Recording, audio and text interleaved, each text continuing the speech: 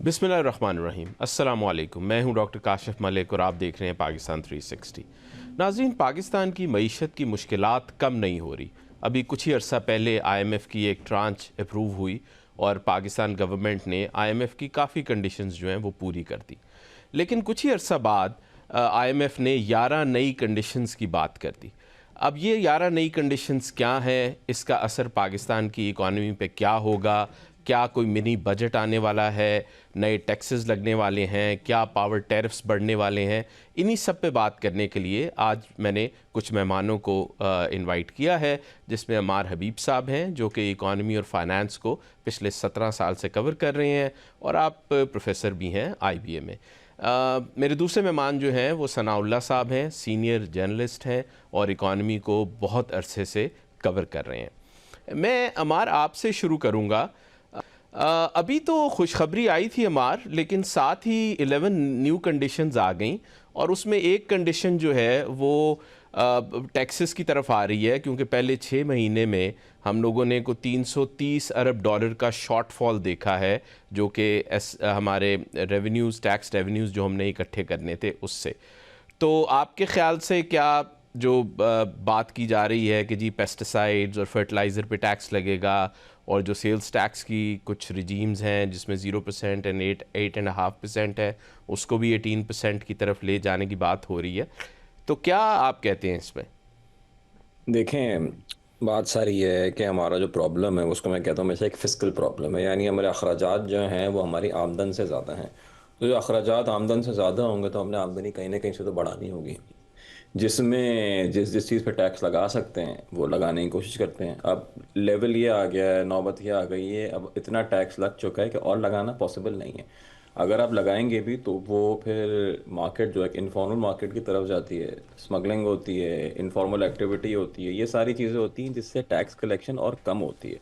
तो अखराजात को देखने की ज़रूरत है, क्योंकि आमदन जितनी बढ़ा सकते थे हमने बढ़ा ली, और टैक्सेस लगाएंगे उससे होगा ये कि इकॉनमी जो है और रुक जाएगी, वैसे ही नहीं चल रही है। क्योंकि अगर वही हम एक छोटी सी बात हमेशा मैं ये कहता हूँ कि अगर आप कोई भी सरमायाकारी करने जाते हैं तो उसमें आपको जो इफेक्टिव टैक्स रेट होता है वो तकरीबन 45 से 50% होता है फॉर्मल में ना। अगर आप फॉर्मल सरमायाकारी करें तो 45-50% जब होगा आपका टैक्स, तो कोई सरमायाकारी क्यों करेगा? और अगर सरमायाकारी नहीं करेगा तो मुआशी हालात जो हैं वो बेहतर कैसे होंगे?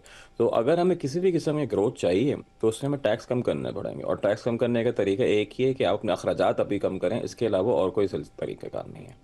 जी हमारा आप अगर देखें तो पिछले कुछ सालों में हमारी GDP ग्रोथ जो है वो तो 2% या लेस देन 2% रही है, लेकिन उसके साथ साथ अगर आप टैक्स रेवेन्यू की ग्रोथ देखें तो बड़ा माइंड बॉगलिंग है कि टैक्स हम बहुत ज़्यादा इकट्ठा करना शुरू हो गए हैं और हमारी ग्रोथ उतनी नहीं हो रही। इसका मतलब ये है कि हम बिजनेसेस को, इंडिविजुअल्स को स्क्वीज़ करने की कोशिश कर रहे हैं, लेकिन गवर्नमेंट एक्सपेंडिचर्स जो है वो कम नहीं कर पा रही या कर रही। तो एक्सपेंडिचर्स के ख्याल से आपको किस जगह पे गवर्नमेंट को कम करने होंगे? देखिए, हुकूमत अगर 100 रुपये इकट्ठा करती है तो उसमें तकरीबन 58 रुपये जो हैं वो सूबों के पास चले जाते हैं। तो जो भी टैक्स कलेक्ट होता है उसमें से 58%, 58.5% जो तो वैसे ही सूबों के पास चला जाता है। और सूबों पे जो, और सूबे अपने जो है कोई टैक्स कलेक्ट करते नहीं हैं।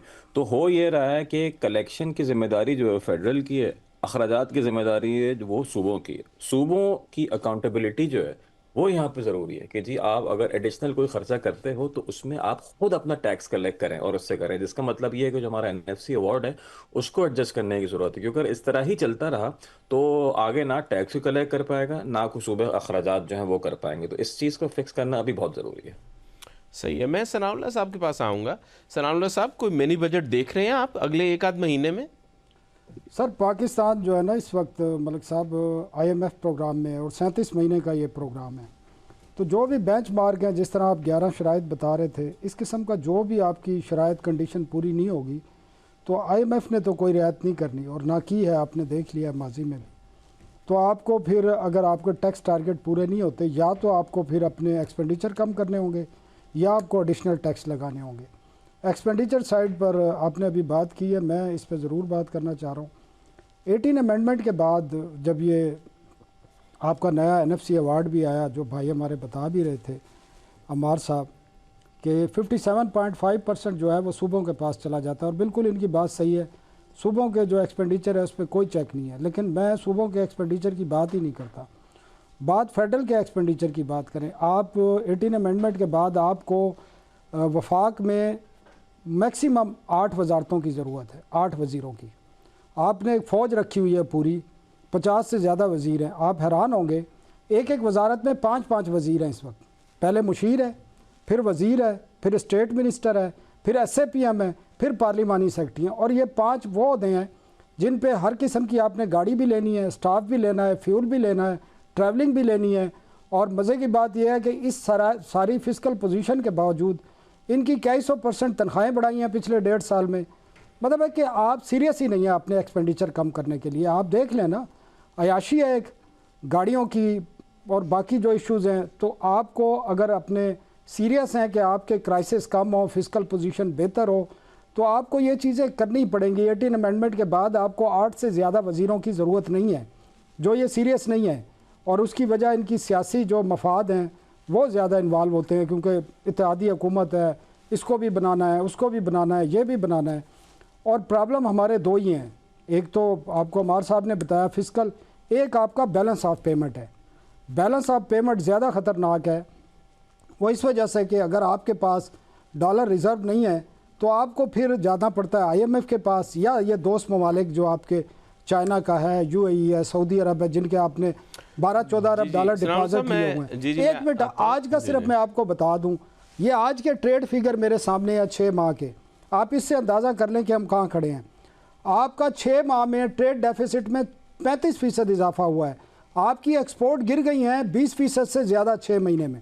तो आप मुझे बताएं, आप बैलेंस ऑफ पेमेंट पे भी ठीक नहीं है, आपका फिस्कल पोजीशन भी ठीक नहीं है, तो आपको IMF ने फिर दबाना ही है, आप पे नई शराइत भी लगानी है। और जब बजट आएगा जून में तो आपको नज़र आएगा कि टैक्सेस कम नहीं होंगे। और बिल्कुल सही, वो SIFC के जो DG मेजर जनरल सरफराज ने बात की कि ये वाला जो फाइनेंशियल मॉडल है ना इसमें ग्रोथ हो सकती है, ना आप इसमें इन्वेस्टमेंट ला सकते हैं। तो आपको ये मॉडल चेंज करना पड़ेगा।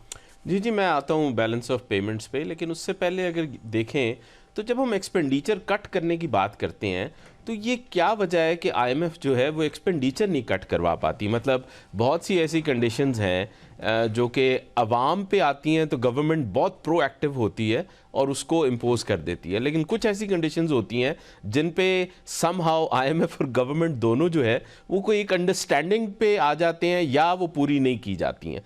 क्या बात ऐसी है? देखिए, बात है जब इनकी डिस्कशन होती है, मैंने कोई 14-15 प्रोग्राम है जो इनके IMF के हुए, तो 25 हैं तकरीबन, तो मैंने उनको कवर किया है, बाकायदा उनकी मीटिंग्स में गया हूँ, उनसे बातचीत भी की है कई मरतबा, दर्जनों मरतबा।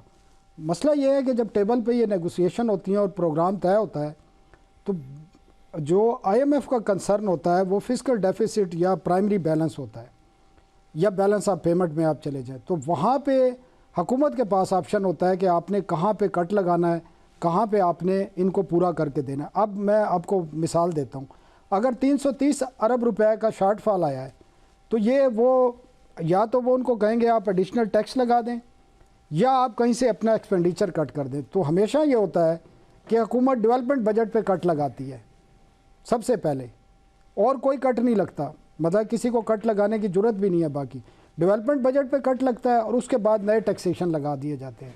तो ये IMF की मर्ज़ी नहीं होती, ये जो सिटिंग हुकूमत होती है उसकी मर्ज़ी होती है और उसने कायल करना होता है। IMF अपने तौर पे कोई प्रोग्राम नहीं देता कि आप ये टैक्स लगा दें। IMF कहता है कि आपके ये एक्सपेंडिचर है, ये आपका रेवेन्यू है, आपका फिस्कल डेफिसिट और बैलेंस जो ये होना चाहिए, आप इसको किस तरह मैनेज करना है ये हुकूमत की मर्ज़ी होती है। अब हुकूमत के अपने क्या पॉलिटिकल इंटरेस्ट हैं या बाकी सिक्योरिटी रिलेटेड उनके कोई इश्यूज़ होते हैं, वो उसके हिसाब से अपना जो है निज़ाम तय करती है। प्रॉब्लम यही है जो मैं बार बार कह रहा हूँ कि एक्सपेंडिचर कट करना है, एक एग्जाम्पल भी सेट करनी होती है, हुकूमत वो एग्जाम्पल भी सेट करने के लिए तैयार नहीं है। जी अमार, आपके पास आऊँगा। अगर हम देखें तो सैलरी क्लास पे टैक्स बहुत ज़्यादा बढ़ गया।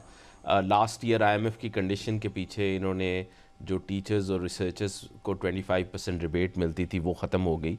लेकिन ऑन दी अदर हैंड जब आप देखते हैं कि MNAs की सैलरीज़ जो हैं वो बढ़ा दी जाती हैं, एक्सपेंडिचर्स उस लिहाज से बढ़ जाते हैं। जिस तरह सनाउल्लाह साहब बता रहे थे कि 5 मिनिस्टर्स, पार्लिमानी सेक्रेटरी जो हैं, एडवाइज़र्स जो हैं वो एक मिनिस्ट्री में बैठे हुए हैं।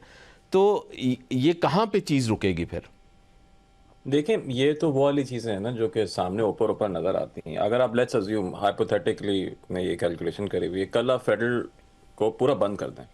हम कहते हैं कि जी जितने भी हैं, कल सडनली जो है फेडरल गवर्नमेंट पूरी कल बंद हो जाती है, there is no one federal government, सब ऑटो पे चल रहा है for example. Even then you will have a deficit, तब भी आपका डेफिसिट रहेगा। क्यों? Because you need certain level of defence expenditure, वो आपका एक चलता रहेगा फॉर मल्टीपल रीजन। और जितना आपने बोरो किया हुआ उसका इंटरेस्ट एक्सपेंस आपने देना होगा। इफ़ एनीथिंग, अगर आप federal expenditure as a percentage of total expenditure देखें तो एक्चुअली वो रिड्यूस हो रहा है। मैं फुली एग्री कर रहा हूँ सनाउल्लाह साहब की बात से कि जी ये सारी चीज़ें बंद कर देनी चाहिए जो कि सूबों पे हो गई हैं, मगर उसको बंद करने के बावजूद भी आपका डेफिसिट रहेगा। तो अब क्या करें? हमने बोल दिया, डिसाइड कर लिया कि जी कुछ नहीं करना, आप जितने भी लोग हैं उन सबको बंद कर दें। सिर्फ 8 मिनिस्ट्री हैं, 8 मिनिस्ट्री में भी 80 लोग काम करें, इसके अलावा और भी काम करने नहीं करें, तब भी आपका डेफिसिट रहेगा, तब भी सूबों में कोई अकाउंटेबिलिटी नहीं होगी। तो आई थिंक ये पूरा जो है ना, हमें जो इसकी जो ग्रेविटी है, जो सारे नंबर हैं, उनको देख के ये बात करनी चाहिए कि जी आगे करना क्या है। क्योंकि अभी हो ये रहा है कि अखराजात तो सिर्फ सूबे करते रहते हैं और कलेक्शन कोई नहीं करते हैं। ये चीज़ से कम चेंज करने की ज़रूरत है। जो सनाउल्लाह साहब ने बोला, बिल्कुल वो करने की 100% ज़रूरत है, वो करने की तो आज से ज़रूरत है। मगर ये भी ज़रूरी है कि अगर कोई अखराजात कर रहा है तो वो क्यों कर रहा है, किस लिए कर रहा है, उसका बेनिफिट क्या हो रहा है। क्योंकि टैक्स तो मैं दे रहा हूँ, फेडरल से जो भी टैक्स पे कलेक्ट हो रहा है वो सारे सूबों पे जा रहा है, और सारे सूबों पे वो जा रहे हैं, उनके अखराजात अपने हो रहे हैं। बहुत साफ तो ऐसा होता है कि फेडरल की जो है expansionary fiscal policy, restrictive fiscal policy होती है, और सूबों की एक्सपेंशनरी होती है। तो सूबे और फेडरल जो है वो आपस में उनकी पॉलिसीज को इंसाइड नहीं कर रही होती। इस चीज़ को जो है कम से कम रोकने की ज़रूरत है, और एक नेशनल प्लान कोहेरेंस की ज़रूरत है कि जी हमें एग्जैक्टली करना क्या है। क्योंकि अगर टैक्स बढ़ रहा है तो सूबों में जो लोग रहते हैं उन पर भी टैक्स बढ़ रहा है। ऐसा नहीं कि उन पर टैक्स नहीं बढ़ रहा है, वो टैक्स उन पर भी बढ़ रहा है। उस वजह से प्राइवेट सेक्टर की जो इन्वेस्टमेंट है वो वहाँ पे भी कम हो रही है, मगर पब्लिक सेक्टर इन्वेस्टमेंट बढ़ा जा रही है, पब्लिक नौकरियां आए जा रही हैं। इस चीज़ को कम करने की ज़रूरत है, इस चीज़ को ख़त्म करने की ज़रूरत है। जी जी, हमें एक छोटा सा ब्रेक लेना है और हम वापस आते हैं।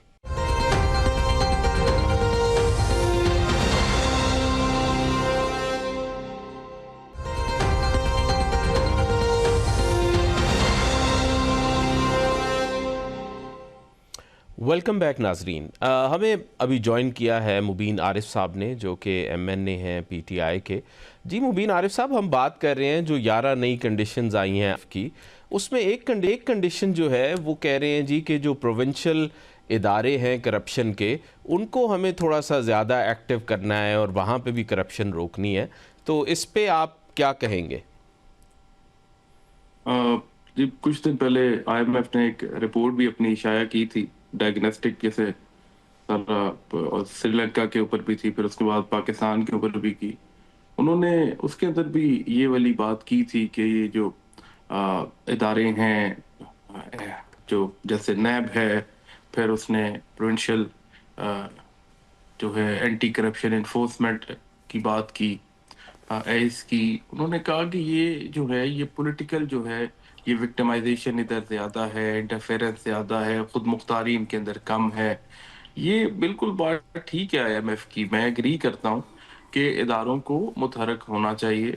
करप्शन एक नासूर बनता जा रहा है, और ये आज से नहीं है, ये पिछले बड़े अरसे से है। किसी एक आधी 3-4 हुकूमतों की भी बात नहीं है, ये बड़े अरसे से इसी तरह से है। और फिर जो ताकतवर लोग हैं जिनकी हुकूमत होती है, वो फिर आके अपने पुराने केसेस जो हैं वो इससे बरी ज़िम्मा हो जाते हैं। इसकी खुद मुख्तारी यकीनी होनी चाहिए, और सूबों के अंदर भी इसे मुतहरक लाजमी होना चाहिए। अभी आप देखें कि पाकिस्तान का जो टैक्स रेवेन्यू का 58.5% है, वो सारे का सारा सूबों को जाता है, और सूबे उसके अंदर खुद मुख्तार हैं कि वो कैसे खर्च करते हैं। उसके अंदर आपकी बात से और IMF की बात से भी मैं इसलिए इत्तेफाक करता हूँ कि वहाँ पे करप्शन की इंतहा है, ठेकों के अंदर कह लें, और जितनी भी डेवलपमेंट स्कीम्स हैं। अभी आप देखें कि पूरे पाकिस्तान की PSTP के अंदर जितनी स्कीम्स हैं, पंजाब पूरे की तकरीबन उतनी है, उससे थोड़ी सी ज्यादा है। और अगर हम जो है वो पैसे उन्हें वाफर मिकदार में दें, और उनका कोई ताल्लुक भी ना हो सूबों का रेवेन्यू इकट्ठा करने में, और वो सिर्फ वफाक का टैक्स के पैसे का, जो पूरे पाकिस्तान की आवाम का टैक्स का पैसा है, उसे स्पेंडिंग जो है वो करते रहें, और उनको अकाउंटेबल करने का कोई तरीकाकार ही जो है वो अच्छा वाला ना हो और वो सारा पॉलिटिकली विक्टिमाइजेशन के ऊपर उनके इदारे काम करते हैं, और उन इदारों के अंदर जो सूबों के अंदर मौजूद हैं एंटी करप्शन जैसे, उनके जो सरबराह हैं वो आपको पता है कि सूबाई हुकूमतों के मुलाजिम हैं। वो कैसे कर जी जी, सकते हैं लेकिन मुबीन साहब, तजावुज जो जी है जी, वो। जी जी, आप सो जी मुबीन जी। साहब, लेकिन आप ये देखें, सूबे तो ये बात सुनने को तैयार नहीं है कि आप एनएफसी अवार्ड की परसेंटेज को चेंज करें, या जिस फार्मूले के तहत हम फाइनेंसेस को डिवाइड करते हैं हम उसको चेंज करने की बात करें। स्पेशली जो छोटे सूबे हैं वो तो कहते हैं ये हमारा हक है, और इस पे अगर किसी ने नज़र भी डाली तो उसकी एक पूरी पॉलिटिकल इकॉनमी है उसके गिर्द। तो ये कितना मुश्किल है फिर एनएफसी, मतलब ये तो ठीक है, हम इकोनॉमिस्ट हैं, हमें ये बात समझ आती है, लेकिन पॉलिटिकली तो इसकी बहुत बड़ी कॉस्ट है, इतना आसान तो नहीं है ये करना। इधर इतने इतने मुश्किल काम जो है वो, जो हम सोचते थे कभी नहीं हो सकते, वो हो गए हैं, तो ये भी कोई नहीं है। जब जिन्होंने करना होगा वो कर लेंगे। सब कुछ वो कर ही आ रहे हैं, ये भी कर लेंगे। कोई अच्छा काम जो है वो अगर जोर जबरदस्ती जो है वो नहीं कर सकते, और बाकी जो इस तरह के दूसरे काम है जिनका मुल्क को फायदा नहीं है, वो अगर अब तक कर दिए तो ये वाला भी इन्हें कर लेना चाहिए। और अगर कोई एक सूबा समझे कि मेरे साथ ज्यादती है या इसके साथ ज्यादती है, जो ये 18वीं आईनी तरमीम जो की गई, फिर नेशनल फाइनेंस जो है वो अवार्ड मुकर्रर किया गया सूबों के लिए, ये बड़ी अच्छी एक थी बात। लेकिन वो चीजें फिर रुक गई उसके बाद। जी जी, आप सही कह रहे हैं। मकसद एक तो और चीज़, सॉरी फेडरेशन को। मैं ऐड करूंगा इधर। देखें, 18वीं अमेंडमेंट जब हुई थी तो उसके बाद सर्विसेज का सेल्स टैक्स तो सूबों को मिल गया था, और उन्होंने वहाँ पे पंजाब रेवेन्यू अथॉरिटी बन गई, सिंध की रेवेन्यू अथॉरिटी, और इसी तरह बाकी प्रोविंसेस की भी। लेकिन वो इतना ज़्यादा टैक्स तो कलेक्ट कर नहीं पाए हैं। तो वो भी एक बहुत बड़ा सवाल है कि जी, अगर आपको रिसोर्सेज चाहिए तो आप अपने खुद भी तो पैदा करें रिसोर्सेज। बिल्कुल, एग्रीकल्चर इनकम टैक्स की बात भी चलें इसके अंदर शामिल कर लें, वो भी सूबे इकट्ठे करते हैं। और भी बड़ी ऐसी चीजें हैं, लेवीज हैं बड़ी ज्यादा, फिर जो है सेस हैं वो बड़े ज्यादा सूबे भी इकट्ठे करते हैं। जैसे सिंध इंफ्रास्ट्रक्चर डेवलपमेंट सेस है, पूरे पाकिस्तान की अगर 48 बिलियन डॉलर की इंपोर्ट्स हैं, 48 की तो ये कहते हैं ना स्टेट बैंक वाले, लेकिन असल में 58 बिलियन डॉलर की इंपोर्ट्स हैं, जो आईएमएफ ने रिपोर्ट में बताया था कि ये 11 बिलियन डॉलर का जो है ये फर्क क्यों है।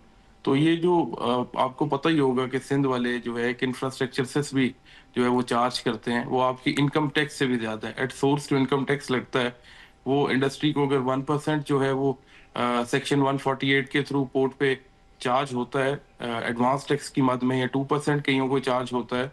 तो ये जो सेस है ये 1.85% जो है ऑन द इम्पोर्ट वैल्यू जो है ये सिंध गवर्नमेंट कलेक्ट करती है। और जो गैर आईनी भी है, क्योंकि जब 18वीं आईनी तरमीम हो गई, आइन के अंदर भी लिखा गया कि गुड्स के रिलेटेड जितने भी ड्यूटीज एंड टैक्सेस हैं वो कलेक्शन होगी फेडरल गवर्नमेंट की। तो उसके बावजूद भी आज तक सिंध ये सेस कलेक्ट कर रहे हैं। जी जो जी, WTO जो है वर्ल्ड ट्रेड ऑर्गेनाइजेशन, उसके भी खिलाफ है। हमारे मुल्क की ट्रेड की भी ये नफी करता है, और सारे कारोबारी इससे भी जो है वो परेशान है। जिधर तो बात आती है जो है आसान टैक्स इकट्ठा करने की सूबों का, वो ये भाग के कर लेते हैं, चाहे वो गैर आईनी हो, क्योंकि वो तो इम्पोर्ट वैल्यू पे लगना है ना। ये एक सूबे की बात नहीं कर रहे, ये सारे सूबे लेते हैं। पंजाब भी लेता है, KP भी लेता है, बलूचिस्तान भी लेता है। तो ये इस तरह की बड़ी छोटी छोटी चीजें हैं। और फिर उसके जी जी, बाद प्रोविंशियल फाइनेंस कमीशन इन्होंने ना किया, जो पहले मैं बात कर रहा था, जब नेशनल फाइनेंस कमीशन हो गया, PFC नहीं किया, फिर सारे के सारे सूबों की इजारादारी जो है वो कायम रही। मकसद तो फेडरेशन को मजबूत करना था ना, और एतमाद दिलाना था सूबों को कि वो पाकिस्तान का हिस्सा है और वो खुद मुख्तार है अपने फैसला करने में। मकसद तो ये नहीं था कि सूबों को जो है वो इतना बाख्तियार कर दो कि फेडरेशन ही जो है वो कमजोर हो जाए। तो मैं समझता हूँ कि ये जो PFC बाद में नहीं किया सूबों ने, और इख्तियारात आगे जिलों तक मुंतकिल नहीं किए, तो इस तरीके से हमने जो है 18वीं आईनी तरमीम से जो हमारा मकसद था वो अचीव नहीं हम कर पाए। जी जी हमने इस सूबों पे तो को मुबीन साहब एक अलग प्रोग्राम करना करके पड़ेगा। फिलहाल तो पाकिस्तान को हम कमजोर जो है जी वो। जी आईएमएफ की कंडीशंस पे बात कर रहे हैं। अमार की तरफ आऊँगा। अमार, आईएमएफ तो ये भी कह रही है कि ट्रेड लिबरलाइजेशन करें, को टैरिफ शैरिफ्स कम करें।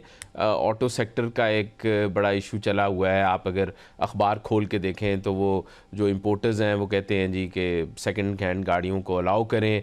जो मैन्युफैक्चरर्स हैं वो कहते हैं कि जी अभी तो इंडस्ट्री फलनी फूलनी शुरू हुई थी, आप क्यों उसको बंद करना चाहते हैं। तो ये कैसे इफ़ेक्ट करेगी हमारे एक्सटर्नल अकाउंट को?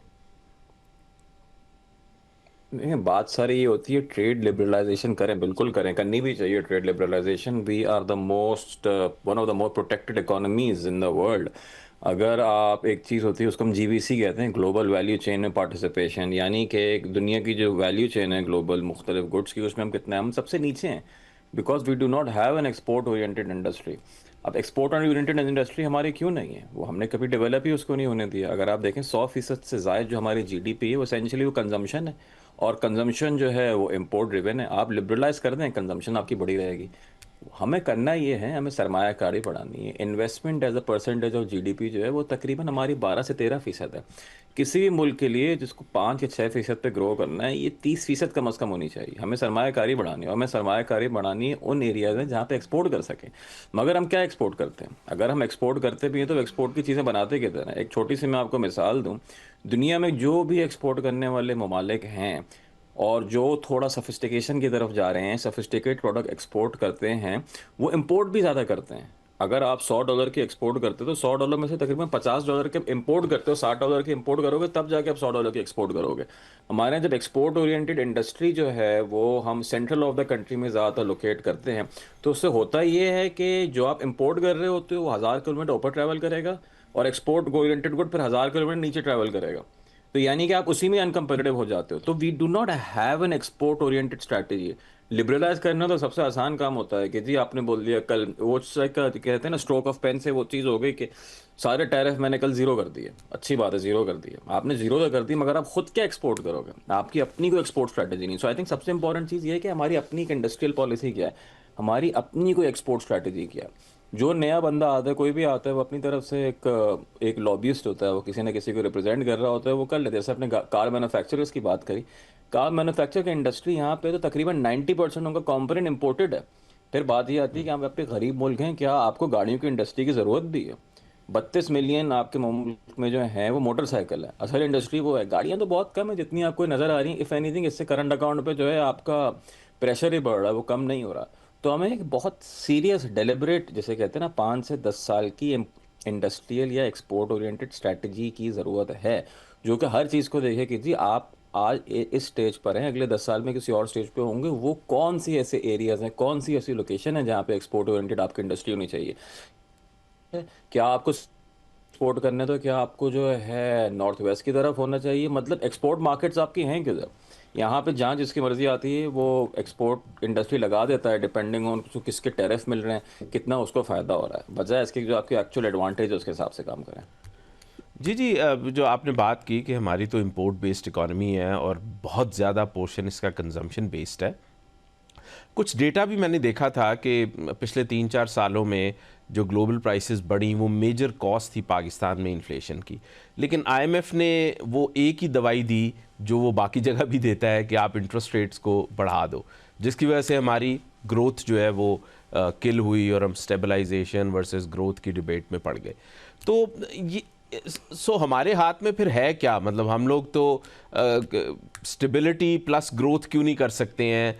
हम लोग हमेशा वो एक ही फार्मूला यूज़ करते हैं कि जी जब balance of payments out of control हुआ तो साथ ही जी अब इंटरेस्ट रेट को बढ़ा दो, इन्फ्लेशन को कंट्रोल करो, ग्रोथ को किल करो, फिर स्टेबलाइजेशन थोड़ी सी बेहतर होती है, ग्रोथ की तरफ आना शुरू होते हैं, तो वो वही जो बूम बस साइकिल वाली डिबेट है सारी। देखिए, तो उसमें होता ये है ना, जब ग्रोथ की तरफ आते हैं इम्पोर्ट ड्रिवन ग्रोथ होती है। आप अभी इंपोर्ट खोल दें सारी, आपको 5%, 6% ग्रोथ मिल जाएगी, फिर 6 महीने में जो है फिर जो है आप 2% पे होंगे अगले 4 साल के लिए।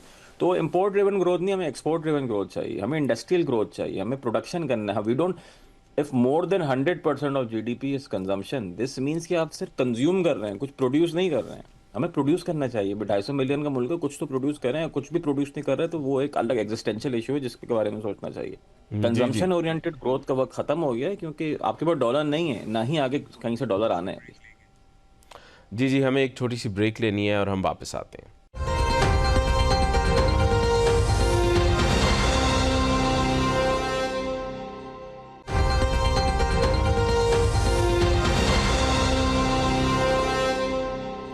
Welcome back. सो हम बात कर रहे हैं आईएमएफ की 11 कंडीशंस पे।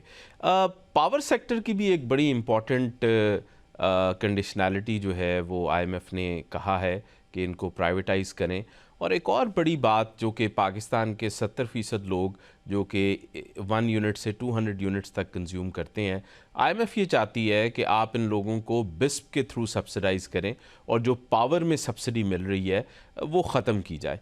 मैं सनाउल्लाह साहब से पूछूंगा, सनाउल्लाह साहब ये तो बड़ी सिग्निफिकेंट मामला है। लोग क्या करेंगे अगर जो हमारा बिल्कुल बड़ा तबका जो कि कम यूनिट्स कंज्यूम करता है और उनको सब्सिडाइज रेट्स मिलते हैं, तो उनके लिए तो बिजली का मसला पड़ जाएगा अगर ये सब्सिडी ख़त्म कर दी जाती है तो। काशिफ, मैं पहले इधर जाने की बजाय ना मुबीन आरिफ भाई हैं हमारे छोटे, उनकी एक बात की तरफ जाता हूँ। बड़ी इंटरेस्टिंग उन्होंने बात की है कि एनएफसी में अगर कोई शेयर कम होता है तो इनके बकौल पीटीआई विल सपोर्ट। मुबीन मुझे करेक्ट कर सकते हैं, इनकी बातों का यही मतलब था, क्योंकि इनकी भी एक सूबाई हुकूमत है। सिंध पीपल्स पार्टी की हुकूमत तो खैर उसके अगेंस्ट खड़ी हुई है, लेकिन ये बड़ी इंटरेस्टिंग बात है कि मुबीन आरिफ पीटीआई से कह रहे हैं कि वी विल सपोर्ट, इसको प्रोविंसेस का जो शेयर है वो कम होना चाहिए। कितना कम होना चाहिए मुबीन? मैं कोई गलत बात मैं अगर पीटीआई सपोर्ट करेगी? आप बात कर ले। जी जी, मुबीन साहब नहीं, रिस्पॉन्ड करना मैं चाह सिर्फ रहे हैं। आपसे जानना चाह रहा हूँ, आपकी बातों से लग रहा है कि पीटीआई सपोर्ट करेगी सूबों का शेयर अगर एनएफसी अवार्ड में कट होता है। मुझे अपनी मेरी पार्टी के अंदर अभी तक इसके ऊपर डिस्कशन नहीं हुई है। मेरी एक जाती राय है और मैं जाती तौर पे समझता हूँ कि इस तरह होना चाहिए। ठीक है, चलें, ये तो आपकी अप्रिशिएट करना चाहिए कि हम असूली बात को अच्छा, सपोर्ट करें। वो काशिफ साहब जो आप बात कर रहे थे ना, मैं उसका आपको बता दूं ये हुआ क्या है पाकिस्तान के साथ पावर सेक्टर में। मैं हमेशा कहता हूं कि पाकिस्तान को तबाह किया है समंदर से गहरी दोस्ती और पहाड़ों से ऊंची दोस्ती। और हमारे जो मुस्लिम भाई हैं, हमारे यहाँ जो 2015-16 में पंजाब में कोयले के और RLNG के पावर प्लांट लगाए गए जो आज सारे बंद पड़े हैं, उन्होंने हमें तबाह किया। हम अपनी कैपेसिटी पेमेंट का बड़ा हिस्सा चाइना को या RLNG जो इंपोर्ट कर रहे हैं हम अपने कतर से, जिनसे हमारे बिजनेस जो ताल्लुकात हैं ज़ाती, उनको हम पे कर रहे हैं। आज RLNG जो मंगाई जा रही है जिन पावर प्लांट के लिए वो बंद पड़े हैं, वो RLNG अब इंटरनेशनल प्राइस पे डोमेस्टिक कंज्यूमर को दी जाएगी।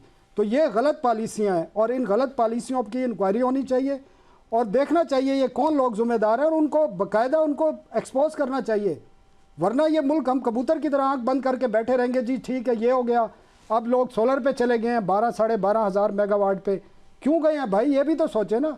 आपने इतनी गलत पॉलिसी बनाई, लोगों की कैपेसिटी नहीं है बिजली का बिल पे करने की। भाई पाकिस्तान में 42% से 45% गरीब लोग रहते हैं और ये वो गरीब हैं जो बिलो दी पॉवर्टी लाइन नीचे हैं। तो आपकी पॉलिसी गलत है, आप अपने ज़ाती वेस्टेड इंटरेस्ट के लिए ये सारा कुछ करते हैं। तो आप ये देखें ना 2015-16 में ये मुबीन आरिफ आपको भी बता सकते हैं कि किसने ये पावर प्लांट लगाए और क्यों लगाए गए। जब और उस वक्त के जो पावर सेक्रेटरी थे यूनुस डागा साहब, उन्होंने लिखा है ख़त, उनको विद इन 24 आवर्स ओहदे से हटा दिया गया कि ये आप कैपेसिटी पेमेंट के सर्कल में फंस जाएंगे। आज आप बात करते हैं कि गरीबों को, भाई इस मुल्क में गरीब छोड़ा आपने, बाकी किसको छोड़ा है? आपकी मिडिल क्लास आपने ख़त्म कर दी है, लोअर मिडिल क्लास ख़त्म कर दी है, 2 क्लास इस मुल्क में रह गई हैं, अपर क्लास और एक गरीब आदमी। तो और इसमें तबाही आपकी पावर सेक्टर ने और आपकी गलत पॉलिसियों ने की है। तो सनाउल्लाह साहब, ये इस सारे डिबेट में अगर डिस्कोज प्राइवेटाइज होना शुरू हो गई तो इससे किसको फ़ायदा होने वाला है फिर? भाई बात डिस्कोज की नहीं है, डिस्कोज को तो बहुत पहले प्राइवेटाइज हो जाना चाहिए था। उससे होगा क्या? डिस्कोज ने पावर बिजली कहाँ से लेनी है? उन्होंने कोई सस्ती तो नहीं बेचनी ना, उनकी जो कॉस्ट पड़ेगी उसके हिसाब से देनी है। प्रॉब्लम यह है कि आपकी लागत इतनी ज़्यादा हो चुकी है कि लोग आपकी बिजली लेने के लिए तैयार नहीं है, आपकी डिमांड कम हो रही है। आपकी इंडस्ट्री में जाएं, इंडस्ट्री चली आपकी सारी सोलर पे जा रही है, आपका 90+% आपका जो ट्यूबवेल है वो सोलर पे चला गया है। आपका ऑफ ग्रिड आप खुद बता रहे हैं इतनी ज़्यादा, मेरी इतलात है कुछ 6 से 7 हज़ार मेगावाट तो ऑफ ग्रिड है, इतनी आपकी नेट मीटरिंग पे है। अब आप एक और नई पॉलिसी ला रहे हैं कि नेट मीटरिंग को डिस्करेज करने जा रहे हैं। दो तरह की तलवार लटका रहे हैं उनके ऊपर। एक रेट आप 26 रुपये से नीचे ला के 11-12 रुपये पे ला रहे हैं, साथ में आप उनकी जो लाइसेंस की मुद्दत है वो कम कर रहे हैं, साथ में आप कह रहे हैं कि अब वो जो आपके यूनिट हैं वो नहीं होंगे बल्कि प्राइस पे सारा कुछ होगा। तो मतलब आप करना क्या चाह रहे हैं? एक दफ़ा एक पॉलिसी लेके आते हैं, लोगों को आप इनकरेज करते हैं, फिर आप चंद दिन बाद आप उसको डिस्करेज करते हैं। तो ये तो आपका फेलियर है। अवाम का क्या कसूर है? उसकी सजा अपनी नाकामी की सजा पाकिस्तान की अवाम को देते हैं। जी, मैं अमार के पास चलूँगा। अमार, ये जो एनर्जी सेक्टर में हो रहा है, मतलब एक चीज़ तो बड़ी क्लियर है कि एनर्जी कॉस्ट की वजह से बड़ी बड़ी इंडस्ट्रीज़ जो हैं वो पहले गैस पे गईं, फिर कोल पे गईं, अब सोलर पे जा रही हैं। लेकिन एक एनर्जी कॉस्ट मेजर इशू था। हमने 2012-13 में एक बहुत बड़ा सर्वे किया था इंडस्ट्रीज़ का, और उसमें ये सबसे टॉप पे चीज़ थी कि जी हम एनर्जी कॉस्ट ही अफोर्ड नहीं कर पाते, हमने एक्सपोर्ट क्या करना है, हम एक्सपोर्टिंग इंडस्ट्री को देख रहे थे। तो ये एनर्जी सेक्टर फिर किस तरफ जा रहा है? मतलब ये तो प्राइवेटाइजेशन की तो बात कर रहा है आईएमएफ, और कह रहा है सब्सिडी ख़त्म करो। देखें, एनर्जी सेक्टर में काफ़ी रिफॉर्म हुए हैं और चीज़ें थोड़ी बेहतर हुई हैं, मगर इसमें एक जो चीज़ हम भूल जाते हैं वो ये है कि हमारा एक बड़ा शौक है हर चीज़ की एक फ़िक्स प्राइस रखने का, हर चीज़ की एक ऐसी कीमत रखने का जो कि कोई भी अफोर्ड ना कर सके। अभी मैं आपको बताऊं, अगर मार्जिनल कॉस्ट के हिसाब से बात करें, साउथ में हमारे पास तकरीबन 4000 मेगावाट के प्लांट हैं जिनकी मार्जिनल कॉस्ट कोई 15 रुपये है। यानी कि अगर आप वहाँ पे इंडस्ट्री लगाएं तो उस इंडस्ट्री को, वहाँ की सारी इंडस्ट्री को 15 रुपये बिजली दे सकते हैं जो भी एडिशनल बिजली कंज्यूम करें। मगर वो आप नहीं देते क्योंकि वो कहते हैं कि जी एक पॉलिटिकल इशू बन जाता है वो, कि जी सस्ती क्यों मिल रही है। सस्ती नहीं मिल रही, वो जहाँ जहाँ पे जिसकी कंपेरेटिव एडवांटेज है आप उसको उसके हिसाब से दो।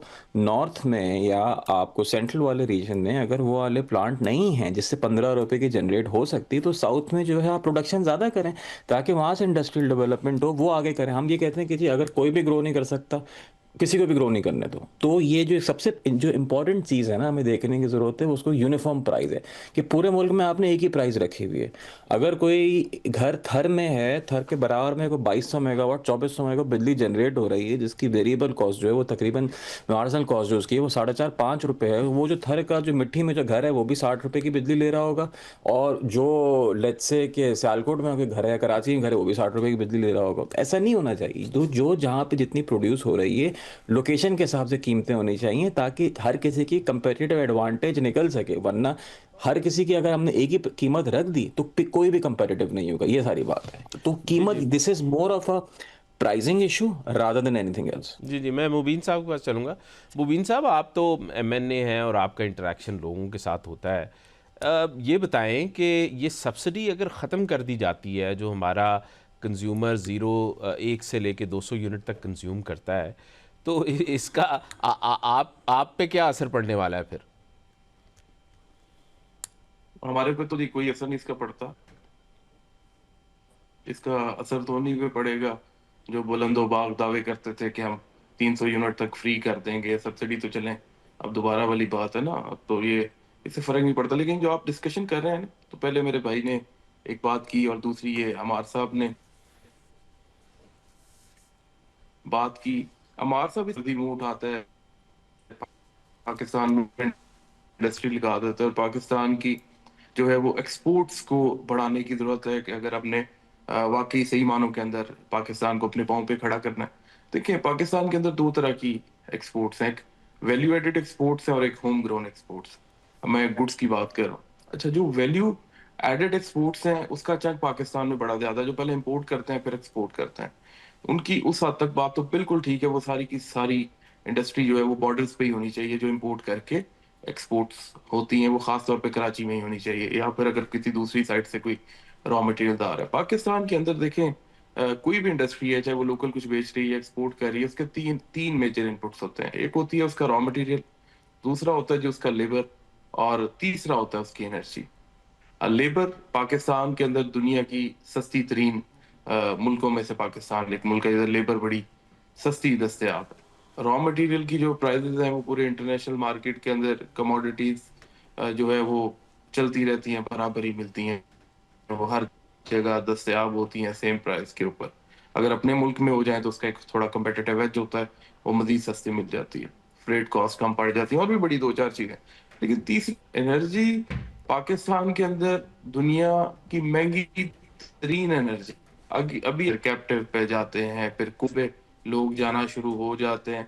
मुझे ये बताएं कि ये कोई कारोबारी आदमी का एक सोर्स से दूसरे सोर्स पे शिफ्ट होना कोई मामूली खर्चा नहीं है। ये उस बेचारे की जमा पूंजी लग जाती है जो उसने 3-4 साल के अंदर कमाए होते हैं, उस एक सोर्स से दूसरे सोर्स पे जब वो शिफ्ट होता है, ये बहुत है, ह्यूज इन्वेस्टमेंट है। और पाकिस्तानी इंडस्ट्री जो है वो वाकई, आपकी बात बिल्कुल ठीक है, पिछले चंद सालों से तो यही बेचारे कभी ये कभी वो कभी ट्राई ही मार रहे हैं। उनको तो समझ नहीं आ रही, और एक्सपोर्ट के अंदर वो कैसे compete करेंगे जो है वो दूसरे मुल्कों को, इंडिया को, चाइना को, वियतनाम को, जब हमारी बिजली एनर्जी इतनी महंगी है कि हमारी जो कॉस्ट ऑफ प्रोडक्शन है वही नहीं उनसे मैच हो सकती। और बाकी ये जो आपने पावर वाले सेक्टर की बात की, हमने एक मिलके 3-4-5 MNA हैं, हमने ना एक एनर्जी कॉकस बनाया हुआ है। तो हम नेपरा से, CPPA से, ये जितने हैं डिस्को से, हम काफी, हमने कोई साल डेढ़ इसके ऊपर बड़ा टिका के काम किया। ये इतनी लंबी डिबेट है, इतनी लंबी डिबेट है, आप इसके ऊपर पूरा दिन बैठे हैं तो ये डिबेट जो है वो खत्म नहीं होने वाली। डिस्कोज की, फिर आपकी प्राइवेटाइजेशन कैसे होनी चाहिए, पूरी डिस्को प्राइवेटाइज करनी है या आपको पर फीडर प्राइवेटाइज करना चाहिए, आपको लोड शेडिंग कैसे करनी चाहिए, फीडर ट्रिप करना चाहिए, ट्रांसफार्मर पे जाके करनी चाहिए, आपकी डिस्ट्रीब्यूशन किस तरह से होनी चाहिए, आपकी जो है वो। अभी ये मजे की बात है कि पेशावर के अंदर, KPK के अंदर, पूरे के अंदर एक ही पेस्को है। अभी हजारा वाली बनी है, नहीं पता नहीं अभी चालू हो गई है कि नहीं। अभी जो है वो नए जो कॉन्ट्रैक्ट जो हैं वो हो रहे हैं, पावर परचेज एग्रीमेंट जो हो रहे हैं KP गवर्नमेंट के और फेडरल गवर्नमेंट के, उसके अंदर एग्जिट क्लॉज है। वो पक्की पक्की बिजली नहीं ले रही ना उनसे, वो जो पावर परचेजिंग एजेंसी है। ये अपनी बिजली आम छोटे कारखानों को भी बेच सकते हैं, ये जब से कानून के अंदर तरमीम आई है। लेकिन अभी पहले जो हमारा स्वाबी वाला KP के अंदर प्रोजेक्ट था, वहां पे 5-6 जो फैक्ट्रियां लगी हुई हैं, उन्हें जो हमारा पावर प्लांट है KP गवर्नमेंट का और फैक्ट्रियों तक डिस्ट्रीब्यूशन तो पूरे सूबे के अंदर पेस्को की है ना जी। वो जो लाइनें बिछी हुई हैं 132 वाली, 220 वाली, 66 KV वाली, ये सारी पहले वो 3 रुपए व्हीलिंग के ले रहे थे। अभी वो व्हीलिंग अलाउ ही नहीं कर रहे डिस्को वाले। डिस्को जो है वो व्हीलिंग ही नहीं अलाउ कर रही। उन्हें पता है कि अगर मैंने व्हीलिंग अलाउ कर दी तो डिस्को का नुकसान नहीं है, नुकसान सिर्फ क्या है कि वो पाकिस्तान के वो जो पावर वाली मिनिस्ट्री है उसका नुकसान है कि उसकी बिजली कौन खरीदेगा।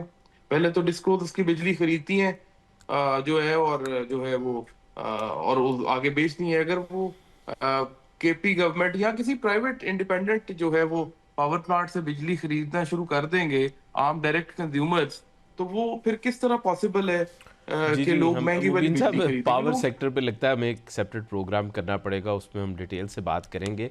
क्विकली एक और इम्पॉर्टेंट कंडीशन ये भी थी कि जी उन्होंने कहा है कि जितनी भी ब्यूरोक्रेसी है वो अपनी वेल्थ स्टेटमेंट ज़रूर जमा कराएगी टैक्स रिटर्न्स के साथ। सनाउल्लाह साहब के पास चलूँगा। सनाउल्लाह साहब, इससे क्या फ़र्क पड़ने वाला है?